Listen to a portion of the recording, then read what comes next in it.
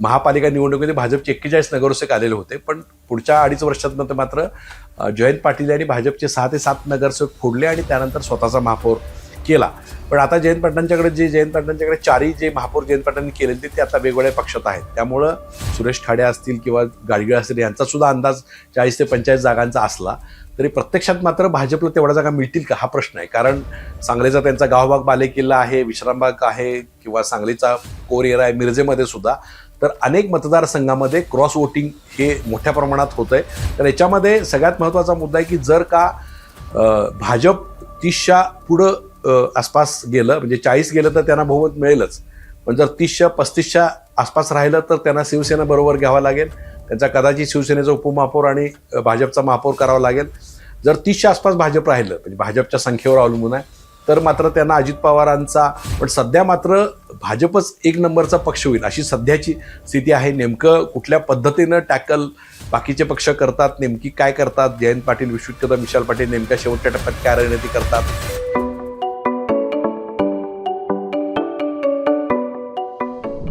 नमस्कार, मी हनुमंत मोहिते .सुनेरे या माझ्या यूट्यूब चॅनलवर आपल्या सर्व रसिक प्रेक्षकांचं स्वागत आहे.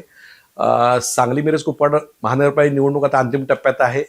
आगामी काही तासातच किंवा दिवसात मतदान होईल, त्याच्यामध्ये मतदार आपला कौल देईल. पण आता जर आपण कानोसा घेतला तर सगळ्यांची चर्चा अशी सुरू आहे की सांगलीत महापौर कोणाच होणार, सांगली महापालिकेमध्ये कोणाची सत्ता येणार. तर आता आपण पाहिलं तर भाजप स्वतंत्रपणे सोबळावर राष्ट्रांतर निवडणूक लढवतंय. त्यांचे जे सहयोगी पक्ष आहेत, राष्ट्रवादी अजित पवारांचा जो राज्यात महायुती म्हणून सत्तेवर आहे, तर ते साधारण 33 जागा लढवत आहेत. त्यानंतर शिवसेना एकनाथ शिंदे जो आहे ते साधारण 63 जागा लढवत आहेत आणि जनस्वराज्य जो पक्ष आहे ते 4 जागा लढवत आहेत. त्यामुळे महायुतीतले हे चारही पक्ष स्वतंत्र वेगवेगळ्या पद्धतीने लढत आहेत. दुसऱ्या बाजूला राष्ट्रवादी काँग्रेस आणि काँग्रेसची युती आहे, त्याच्यामध्ये काँग्रेस साधारण 31 जागा आणि राष्ट्रवादी शरद पवारांचा जो पक्ष आहे, म्हणजे जयंत पाटील जे ते नेतृत्व करतात, तर ते साधारण 20 जागा अशा प्रकारची निवडणूक आहे. त्यानंतर वंचित बहुजन आघाडीचे उमेदवार आहेत, काही ठिकाणी अपक्ष उमेदवार आहेत. तर या सगळ्यांची लढाई आता सध्या पण उद्धव ठाकरे शिवसेनेचे सुद्धा काही उमेदवार आहेत, मनसेचे सुद्धा उमेदवार आहेत, बहुजन समाज पार्टीचे उमेदवार आहेत, समाजवादी पार्टीचे काही उमेदवार आहेत, एमआयएमचे काही उमेदवार आहेत. तर ह्या सगळ्यांचे गोळाबेरीज आहे. पण प्रमुख लढत आहे ही काँग्रेस आणि दोन्ही राष्ट्रवादी आघाडी आणि भाजप यांच्यामध्ये होईल. त्यानंतर काही ठिकाणी मात्र शिवसेना एकनाथ शिंदेचे उमेदवार सुद्धा निवडून येतील प्रथमच, म्हणजे शिवसेनेचं खातं यावेळेला प्रथमच महानगरपालिकेत खोलेल अशी परिस्थिती सध्या दिसते.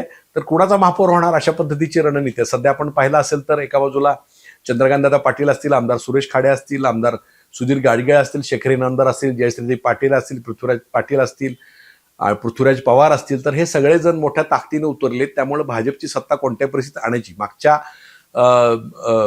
महापालिका निवडणुकीमध्ये भाजपचे 41 नगरसेवक आलेले होते, पण पुढच्या 2.5 वर्षात मात्र जयंत पाटील यांनी भाजपचे 6 ते 7 नगरसेवक फोडले आणि त्यानंतर स्वतःचा महापौर केला.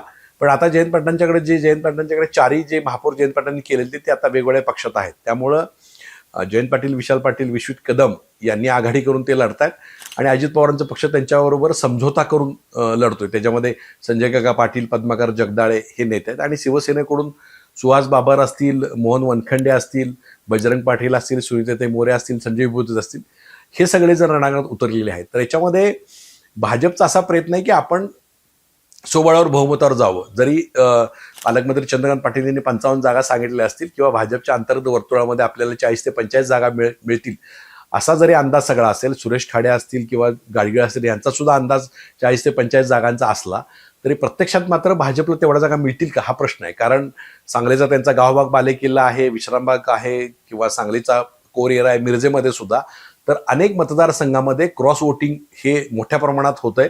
गावभागात सुद्धा क्रॉस वोटिंग होण्याची शक्यता आहे. खनबाग इकडं सुद्धा, नळभाग किंवा आपला वखारबाग किंवा विश्रामबाग इथं सुद्धा क्रॉस वोटिंगचा चान्सेस आहे. संजयनगरमध्ये सुद्धा तिथं जे प्रतिक पटेल यांचे चिरंजीव किंवा विशाल पाटील यांचे पुतणे हर्षवर्धन पाटील उभारलेत, त्या वार्डात सुद्धा काही प्रमाणात क्रॉस वोटिंग होण्याची शक्यता आहे. त्यानंतर मिरजेमध्ये सुद्धा अनेक प्रभागात क्रॉस वोटिंग होईल.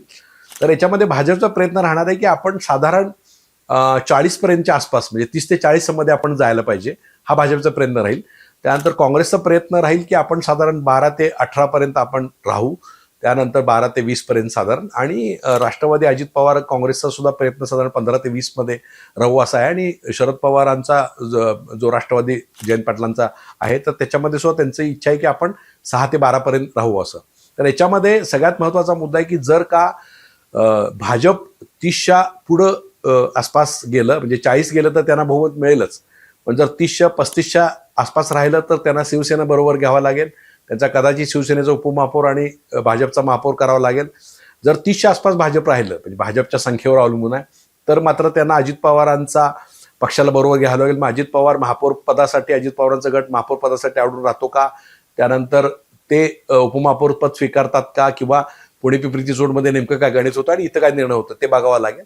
जर मात्र 25च्या आसपास जर भाजप आलं तर मात्र राष्ट्रवादी काँग्रेस स्वतःचा महापौर इतरांच्या मदतीने बसवण्याचा प्रयत्न करेल. तर अशा प्रकारची रणनीती ही सगळ्यांची होती, आणि त्याच्यामध्ये शिवसेने सुद्धा यावेळेला काही जागा, या साधारण 1 ते 4 जागा येतील अशी शिवसेनेच्या नेत्यांचा अंदाज. त्यामुळं ते सुद्धा दाबा धरून बसलेत की आपला उपमहापौर कुठं होतो का, किंवा आपल्याला कुठलं पद मिळतं का. तर भाजप नेमका कितीपर्यंत जातो, 30 पर्यंत जातो, 40 पर्यंत जातो, 25 पर्यंत राहतो का 45 पर्यंत जातो, याच्यावरच सांगलीच्या महापौर पदाचे गणित आहे. त्यामुळे भाजप नेमका कुठं पुढे जातो, कुठं क्रॉस वोटिंगचा फटका भाजपला बसतो, सत्ताधाऱ्यांना बसतो, किंवा काही ठिकाणी सांगलवाडीमध्ये असेल किंवा मिरज ठिकाणी राष्ट्रवादीमध्ये अंतर्गत धुसफूस, काँग्रेसमध्ये अंतर्गत धुसफूस, त्याचा फायदा भाजपला होतो. तर या सगळ्या गणितावर कुणाची सत्ता सांगलीत येणार हा सगळ्यात मोठा चर्चेला आहे. पण सध्या मात्र भाजपच एक नंबरचा पक्ष होईल अशी सध्याची स्थिती आहे. नेमकं कुठल्या पद्धतीनं टॅकल बाकीचे पक्ष करतात, नेमकी काय करतात, जयंत पाटील, विश्वजित कदम, विशाल पाटील नेमक्या शेवटच्या टप्प्यात काय रणनीती करतात, संजय काका पद्माराव जगदाळे काय निर्णय घेतात, आणि त्या रणनीतीला चंद्रकांत पाटील असतील, त्यानंतर सुरेश खाडे असतील, त्यानंतर सुधीर गाडगीळ असतील, शेखर इनामदार असतील, जयश्री पाटील असतील, हे नेमकं त्याला रणनीतीला कसं उत्तर देतात हे पाहणं मनोरंजक होईल. पण भाजपच्या संख्येवरच नेमका महापौर कोणाचा होईल हे मात्र ठरेल, एवढं मात्र निश्चित.